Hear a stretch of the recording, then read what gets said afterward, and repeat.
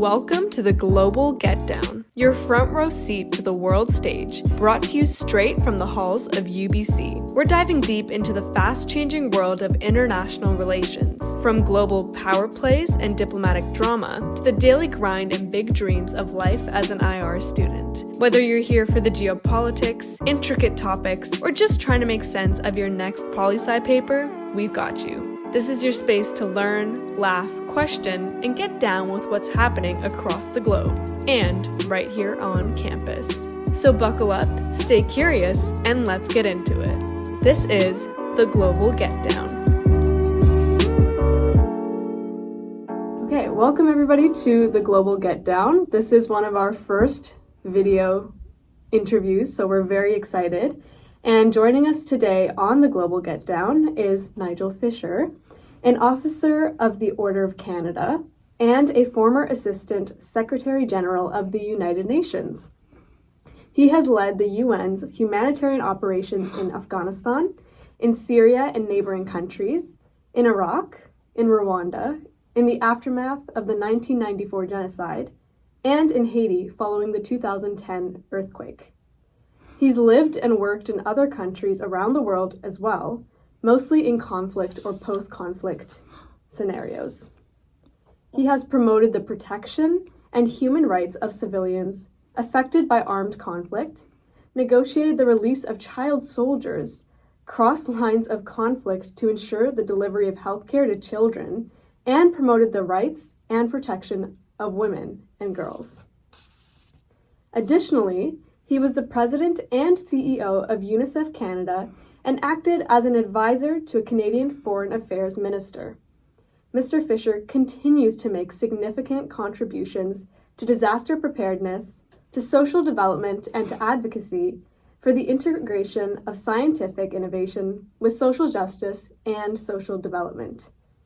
Currently, he is an adjunct professor in applied sciences at UBC. So welcome to the podcast. Thank you. Is there any time left after all that? Many accomplishments, and we're very excited to hear about more of your stories and other anecdotes that you'd like to share. So given that, is there anything you want to add to that introduction? Maybe on your time working with Canada's International Development Research Centre in Ottawa, and even how you began your career in the United Nations, and what your educational and career path was like, and how that's shaped you as a person. Okay, well, I think the very first thing to say is that my career looks very logical in hindsight, but when I started off from university, I really didn't know what I was going to do. Mm-hmm. So if people watching or listening are wondering what they're going to do, I said, well, you share that with most people as they enter their career. But it was logical in terms of my interest, international interest. I wanted to travel. I had a very strong sense of social justice, stemming from some incidents while I was at university, which maybe we can come back to. Mm-hmm. But I'd say to people listening, just follow your interest and your passions, and that in itself creates opportunities. I think one of the most important things straight out of university is I and my wife went to teach in Nigeria with an organization called CUSO, Canadian University Service Overseas. They still work today. And we both taught in a rural secondary school in Nigeria, which I think is perhaps a healthier way to start than starting off in an office if you want to work in international development. And we traveled around and got to see communities and how people live in Nigeria. IDRC, the International Development Research Centre here in Canada, when I started, it was really a leader in interdisciplinary research in development. And out of a few years there, I learned so much in agriculture, the sciences, information, communications, every aspect of development, which lasted me, it stood me in good stead for years. So I was very lucky to work with them. So when I got to work with the UN, it was just working with IDRC. I had to go be in contact with all kinds of development agencies. Mm. And one of them was UNICEF. And in one of the conversations, they said, well, why don't you come and work with us? And I said, well, what have you got to offer? We talked about Laos in Indochina and Honduras in Central America. And my wife and I decided to go to Laos because it was further away. That was the only reason. Yeah. Well, let's circle back to the social justice aspect that you were speaking about. How did that influence you into getting into humanitarian work and working in conflict specifically?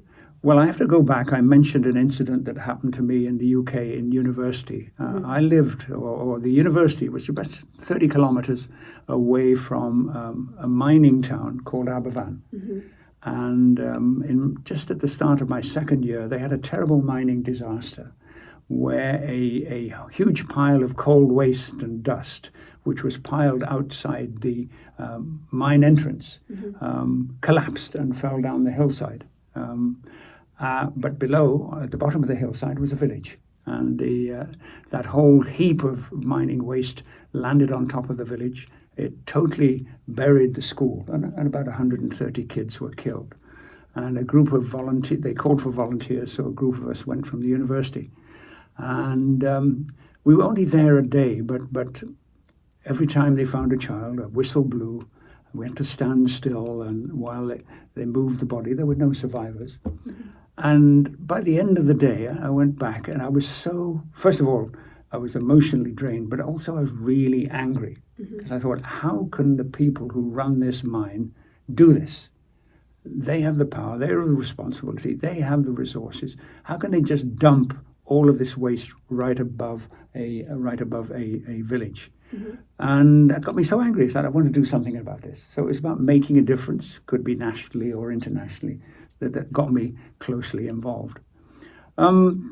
And I think just then, as I was a student at that time in political science and government and so on, I was very interested in this whole issue of good governance, the role of power, the role of people who were victimized or underprivileged, and how can you make a difference? So that whole passion drove me into the international sphere, because I had a very influential professor who was a South African emigre, anti-apartheid person, and he was a great influence on me looking at this interest. So it came very early. At the time I didn't know what I wanted to do, but I knew I wanted to make a difference.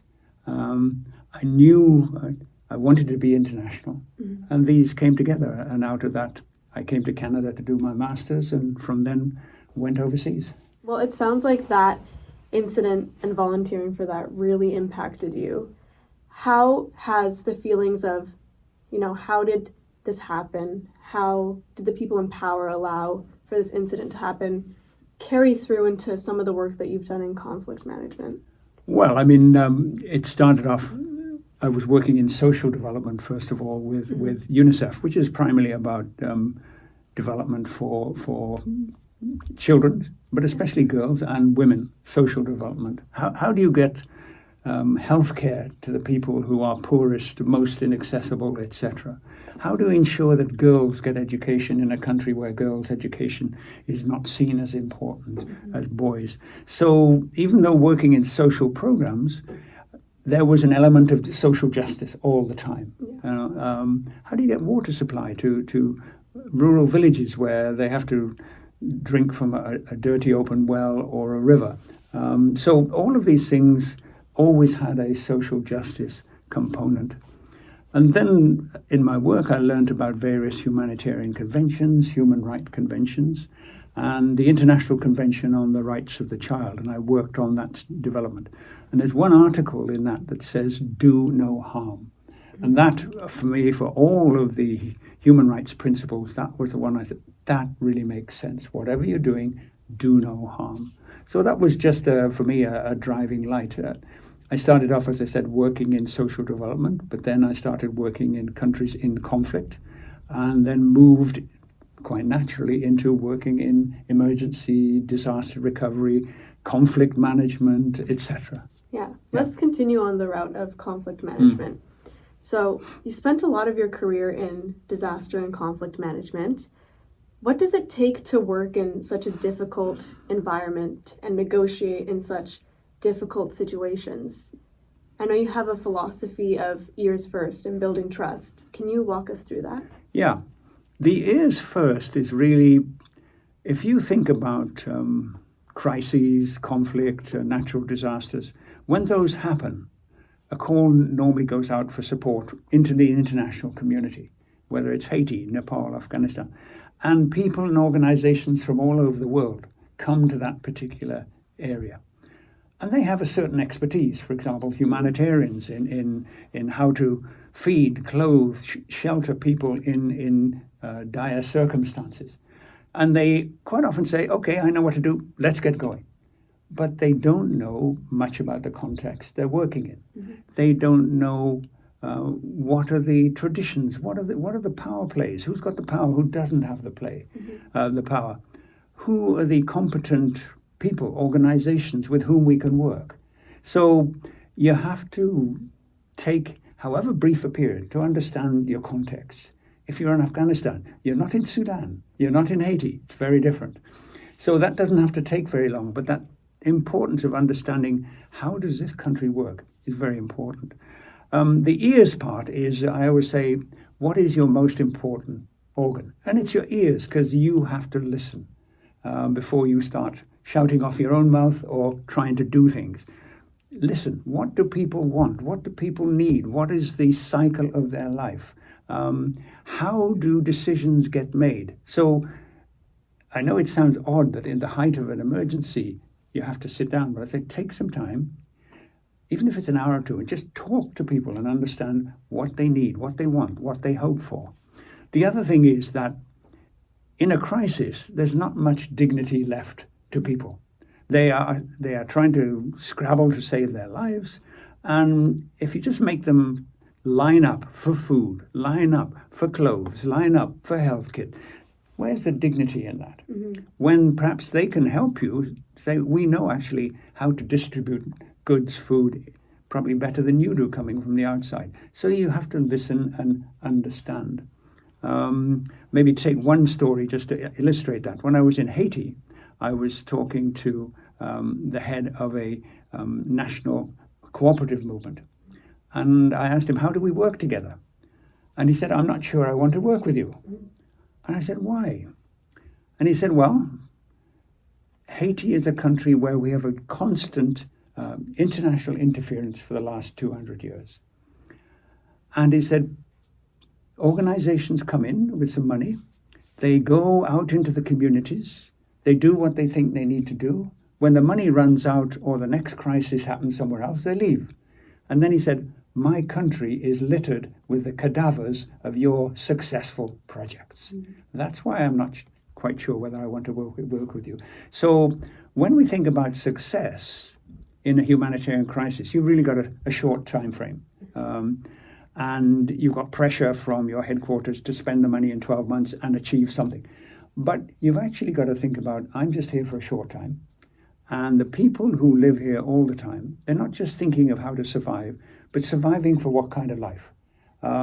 What's their future going to look like? And so we have to think of future too. I've asked people from all over the world, refugees, people affected by conflict and disaster, what do you want most? And they never say, I want food, I want medicine. They need it, but what they really want is say, I want education for my kids, because maybe my future's gone, but my kids should still have a future. They're thinking long term. And then they said, I would really like a job which pays me some money.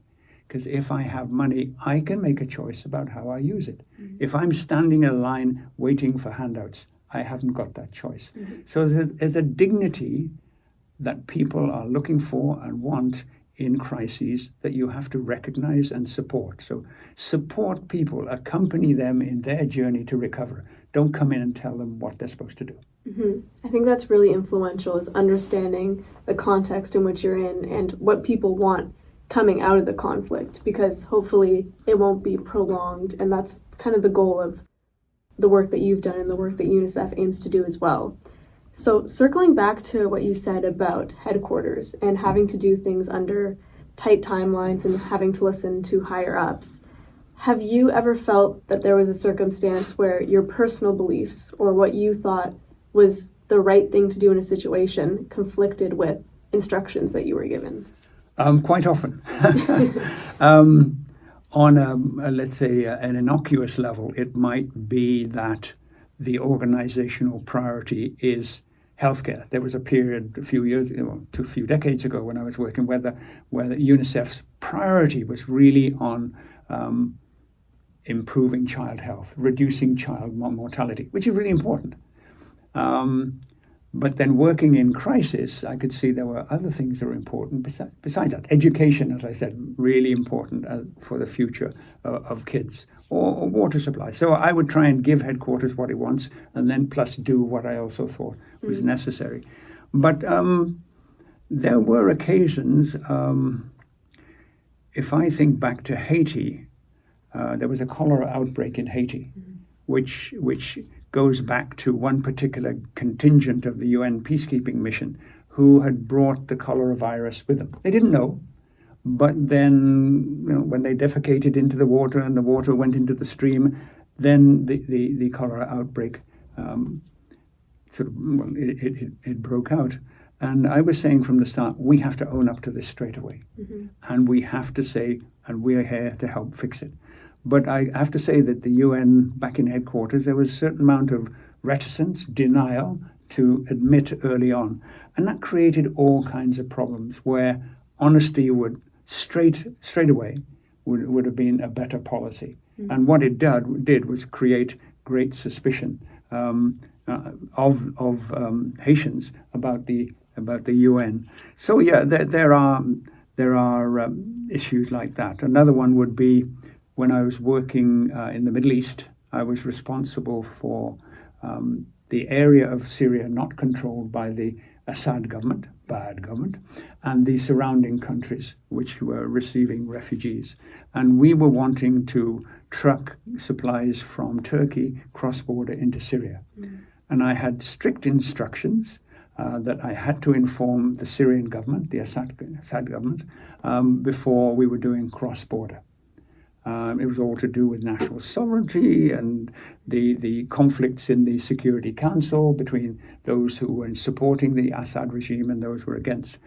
And I really didn't want to do that.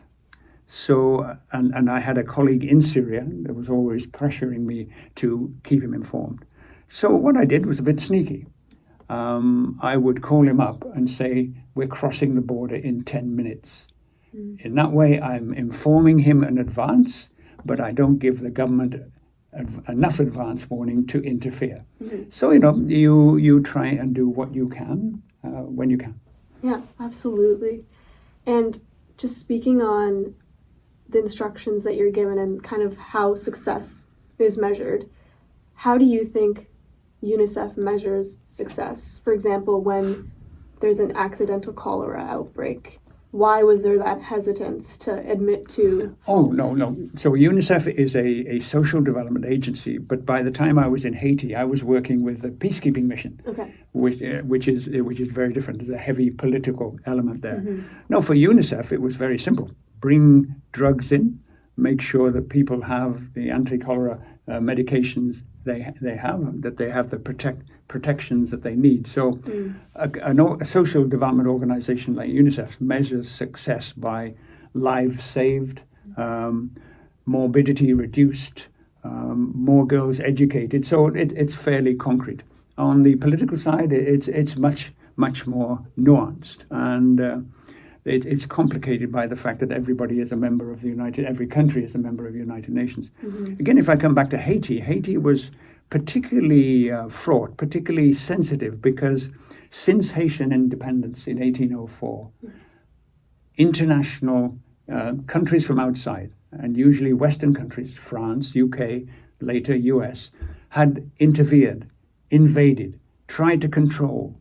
The government of France punished Haiti for gaining its independence by saying, if you want to deal with us in the future, you have to give us reparations for what you took from us, the colonizers. And Haiti struggled for years, and finally it had no funds, so it used to pay France for 150 years in hardwood. And if you look at Haiti from above right now, there's hardly any forest. So they are naturally suspicious of foreigners. So in that context, I was the head of the mission, which means combining the political and the peacekeeping and the social development and the humanitarian, at a time when the Haitians were pushing very hard to say, it's time for you to go. We want to assert our sovereignty. And headquarters told me to be careful. So I wasn't that careful, because I actually gave a speech on sovereignty. And it's very sensitive. I'm a Westerner, so I'm a white face that Haitians don't particularly like for the last 150 or so years. But I made a speech and I said, we respect your sovereignty. We realize that you don't want us here. Let us work together so that we can withdraw. But it requires a deal, an arrangement. You want something from us, and you want to know what we want in return. And what we'd like to see and what we will support you is good governance, transparent management of public resources, better security, an equitable justice system. And then I said, at the end of the day, I want to ask, what good is sovereignty for a woman if she gets up in the morning and doesn't know whether she can feed her children or not, and whether she has enough money to take her children to healthcare, or whether she has enough money to send her kids to school? So sovereignty is not only about you, the government, it is about your people. Well, that exploded in the Haitian media, and they said, who is this kind of colonial exploiter who is telling us what to do? And I understand the reaction because of what I look like. But on the other hand, the UN has a responsibility.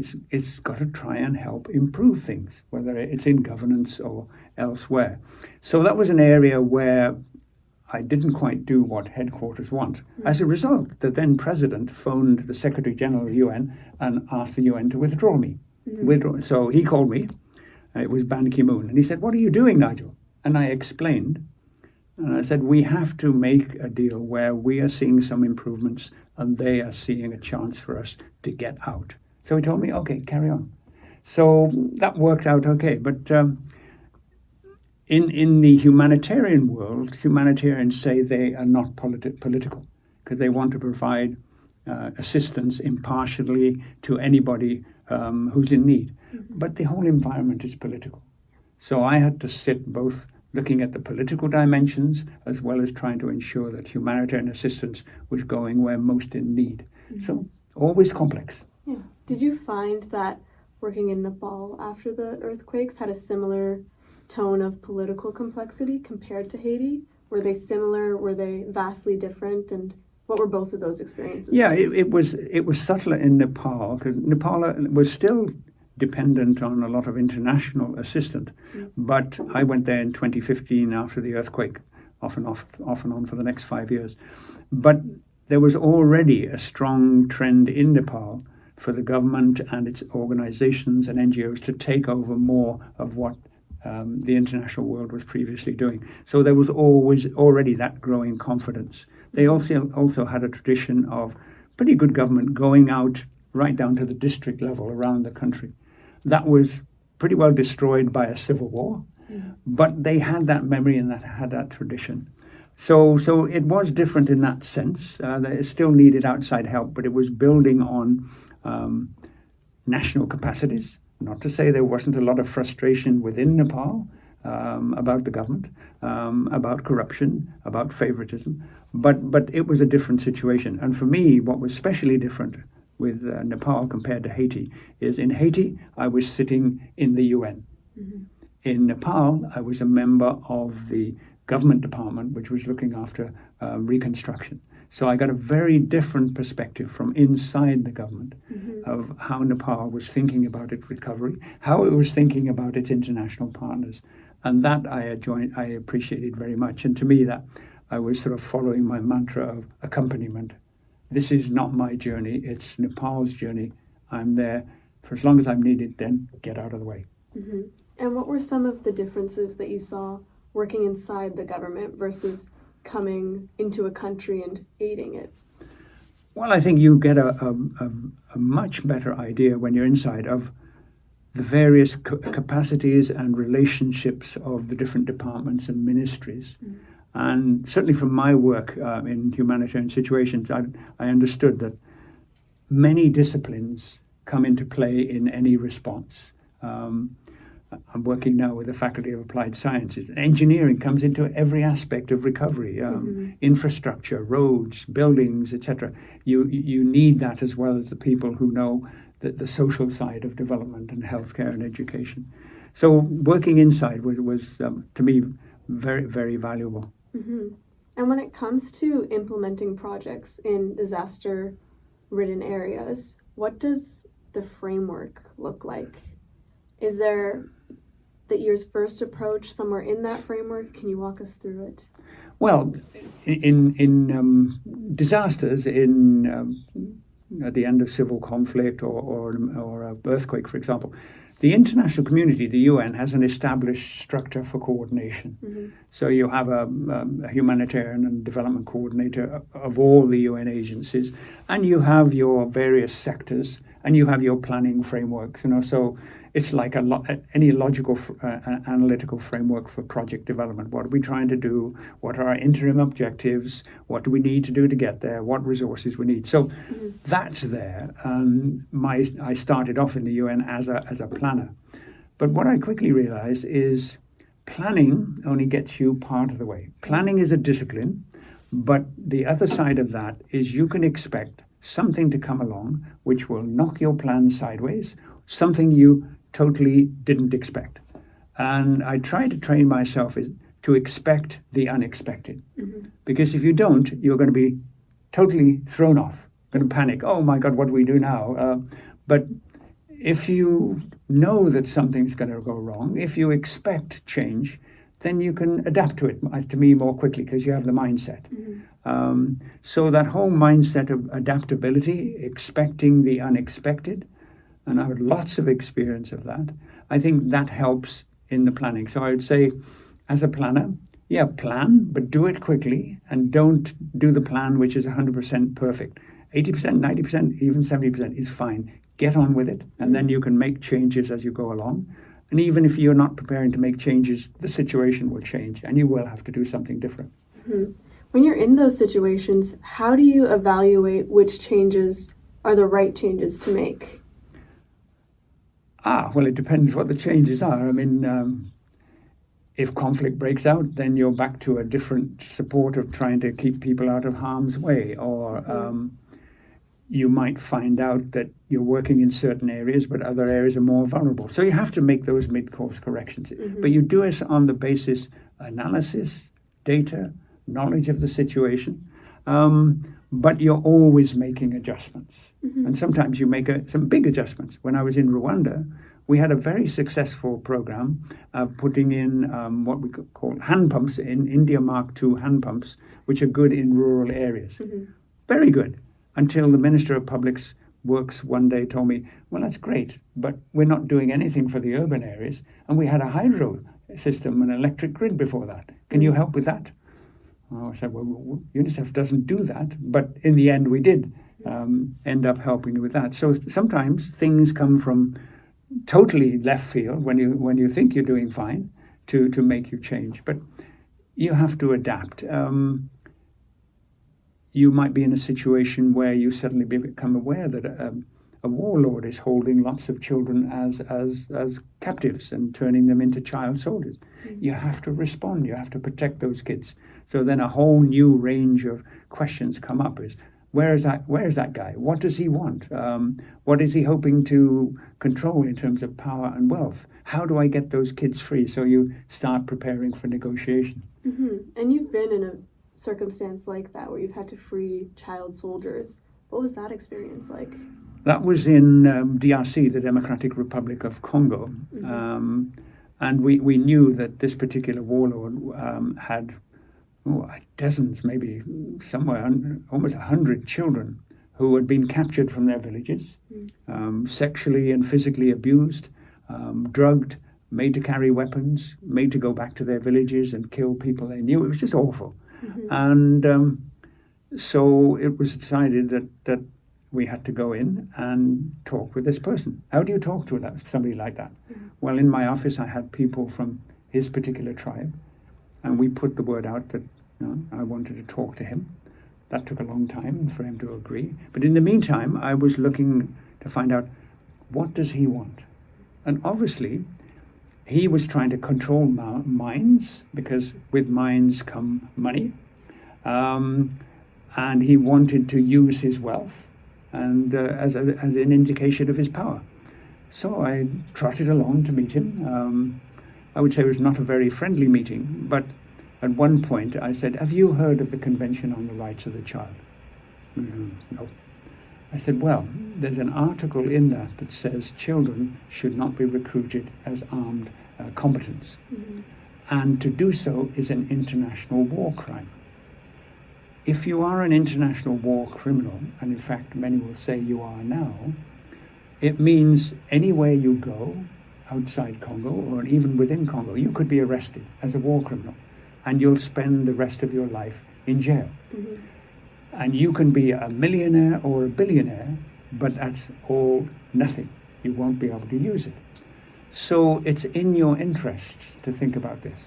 And this is a shortcut to a long discussion. But in the end, he didn't release all of the kids, but he released about half of them, which we were able to take back. And so it was a partial success. We were immediately starting to think, how do we get the rest of the children out? But there we were using the threat of that person not being able to get what they wanted, power and money, mm-hmm. That they would be a pariah instead of somebody people respected. And in that way, we were able to get some progress. So negotiation doesn't always mean empathy. I wasn't very empathetic with him, but it means trying to understand what does the person on the other side of the negotiating table want, and how can I make it clear that it might be difficult for him to get it under these circumstances. Yeah. Do you have any system of preparation for when you go into negotiations, or is it very spontaneous for you, given the nature of the situation? Oh, well, I've just explained that there is a lot of preparation. Okay. You really have to analyze as much as you can about what is the end game of the other side. Also, you need to understand what do you want, mm-hmm. and make sure that this is somehow not colored by some kind of emotion that gets in the way. Yeah. What do you want? What is it driven by? Is it by principle? Is it by power? What do they want? So that understanding, and it's back to the ear, listening, very important. In those kind of situations, you have to be very much aware of the security dynamic. Mm-hmm. It doesn't mean you can be 100% safe, but you need to know where you can go, where you can't go. You need to go in a convoy. You need to warn the other side that you're coming, that they won't attack you on the way. So you try and be as safe as you can. It's not 100%, but it's better than just going with your eyes closed. Mm-hmm. But it's about preparation. It's about understanding the culture. In Afghanistan, even if I was talking to somebody who didn't particularly like what I stood for, I usually knew that if I went to see that person, or if a delegation came to see me, even before we start talking or anything, we serve green tea and we serve fruit and nuts. Mm-hmm. It's just normal. And then you ask each other about your work, about if it's them, what is happening to their tribe.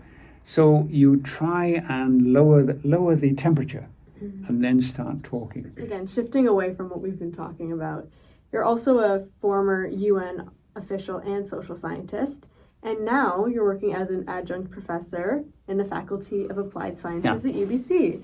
So in your experience, what is the interaction between science and technology on the one hand, and social development and humanitarian action on the other?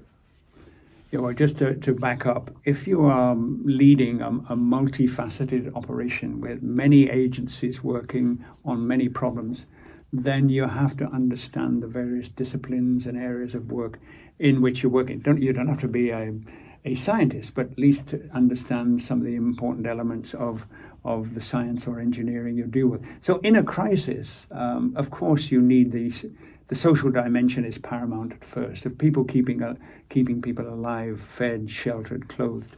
But you have to think about the future. You have to think about how do we help restore the health system. Along with that, what is the most appropriate health system? What kind of equipment? Are vaccines developed to a point, we're getting already into a sort of science area, that you can get them even to the most inaccessible communities? Because if you look at the success in the 80s and 90s of reaching many of the world's children with child vaccinations, obviously you had to develop the vaccine itself, which is obviously a scientific endeavor. But it wouldn't have been possible to vaccinate children in the most inaccessible rural areas unless you had a cold chain, which means how do you keep those vaccines at the right temperature from the factory to the end user? So getting even cold boxes which maintain their temperature over several days, very important. Developing food in a way that infants can eat it when they're undernourished. So something UNICEF works on was called Plumpy Nut, which is just a little tablet of food, but with essential nutrients so that an infant could suck on and absorb. In the immediate humanitarian crisis, as I said, yes, food, shelter, etc. But people are already, affected people, thinking about their future. So if their houses are destroyed, how can they rebuild? If landslides or earthquakes have disrupted everything from water pipe systems to hydro grids to roads, how are we going to fix that? And we can't just replace what existed. We've got to say, is it seismically resistant? Is it located in the right place here? And we should move the system away from landslide prone areas. So that all requires engineering, scientific skills, and that requires preparation. And this is where we come back to the social dimension. People who are affected by crisis want to put their lives back together as quickly as possible. They're impatient if things take too long. But if you're planning a new road system or a new hydroelectric grid or water system, the planning itself might take a year, because you've got to work out what's the technology we're going to use. How are we going to do this in a way that's safe? So in the meantime, you've got to make sure that frustration is not boiling over. So that's when you start to consult. And to me, again, coming back, consultation is so important with communities. This is why it's going to take so long. What can you do to help shorten the time frame?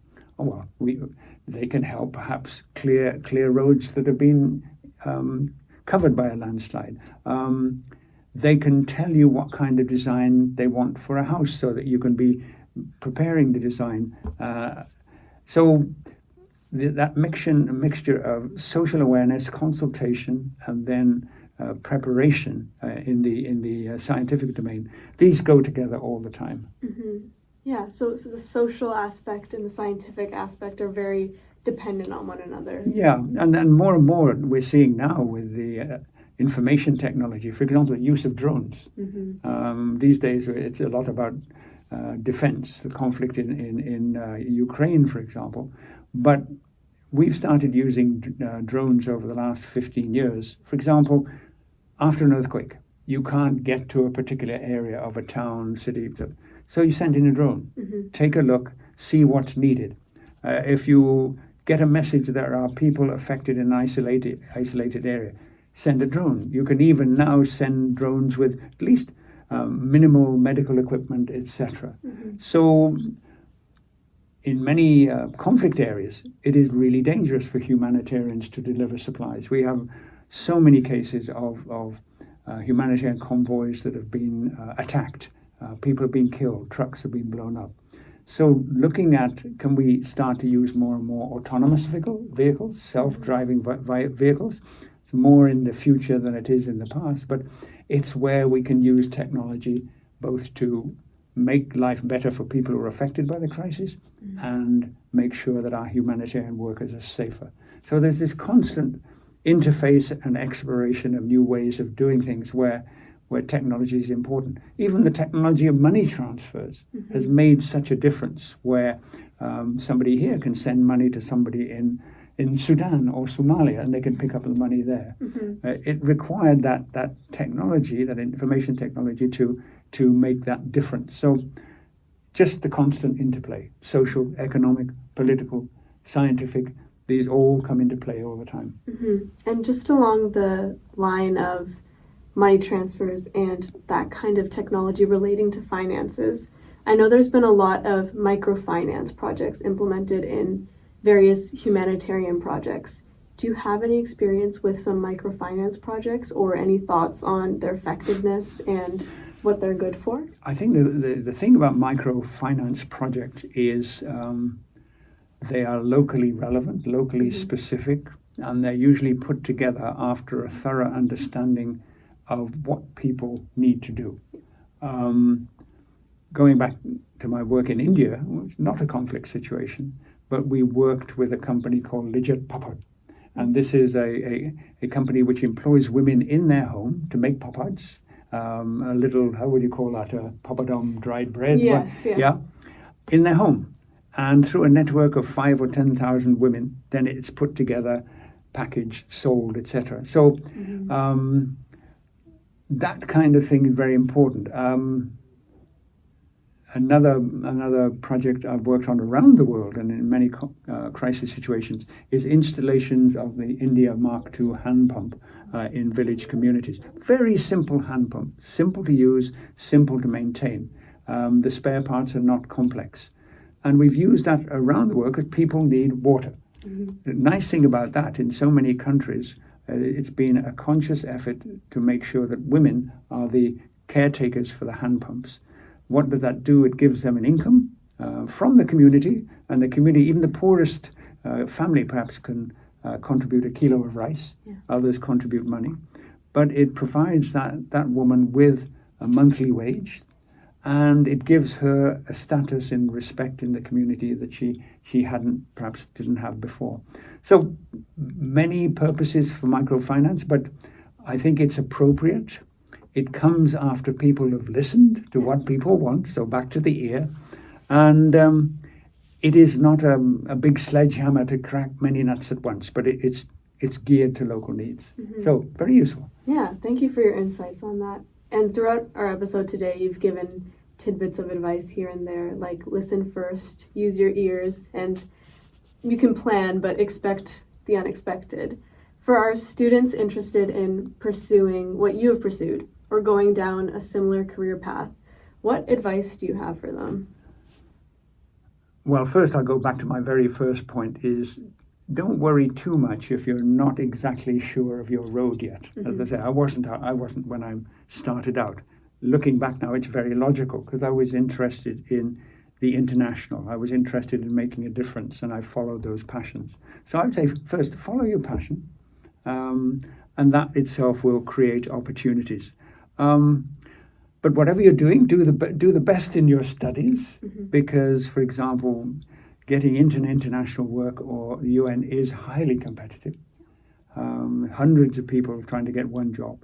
So the better record you have academically, the more you've been able to show how you acted on your interests. Have you volunteered? Have you got involved in a campaign for a certain right to be established, etc.? People who are looking to employ you are looking for that difference. What marks you out?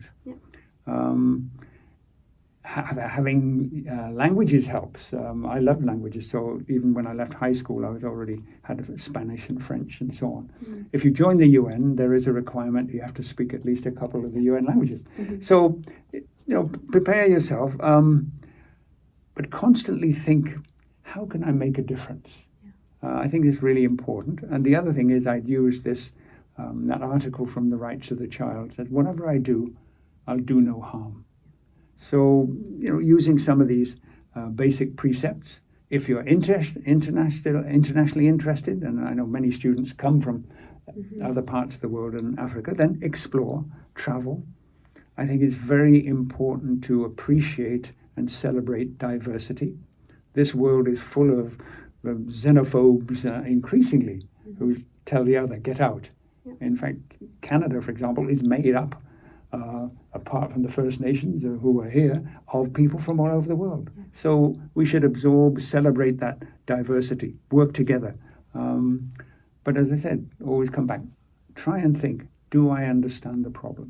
Mm-hmm. Have I got all the dynamics? Have I listened carefully enough?